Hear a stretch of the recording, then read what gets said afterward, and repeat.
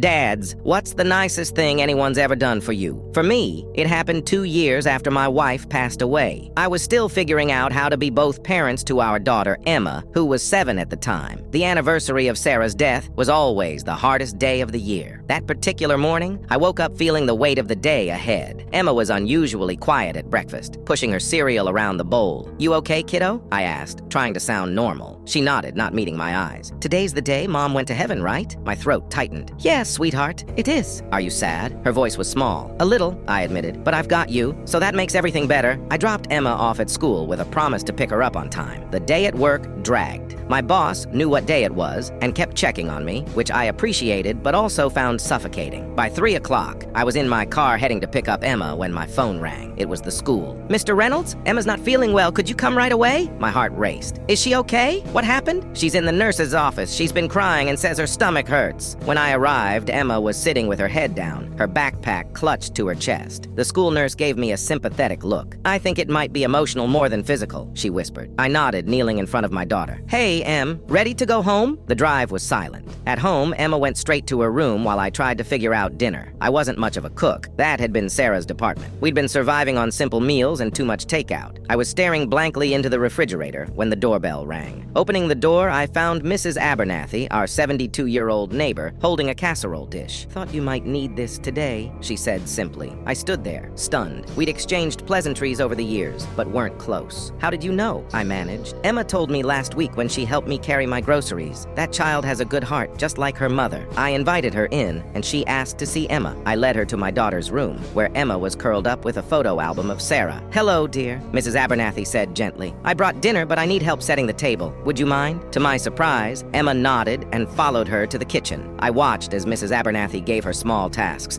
talking softly about nothing important. Somehow, she got Emma to smile. Over dinner, a delicious lasagna that tasted like actual home cooking, Mrs. Abernathy shared stories of her late husband. 43 years we had together, she said, and I still talk to him every day. "You do?" Emma asked, her first words in hours. "Oh yes, the people we love never really leave us." After dinner, she pulled out a small photo album from her bag. "Emma mentioned you might not have many pictures of your wife as a little girl," she said to me. "Sarah used to help me with my garden when she was Emma's age. Her parents were my dear friends." I hadn't known this. Inside were photos of Sarah I'd never seen. As a gap-toothed 7-year-old building a snowman riding a bike. "Mom looked like me," Emma whispered, touching a photo reverently. Before leaving, Mrs. Abernathy handed me a calendar. "I've marked Tuesdays and Thursdays. Emma can come over after school those days. I'll teach her to bake like her mother." That night, after Emma fell asleep, I sat on the porch and cried for the first time in months, not just from grief, but from gratitude.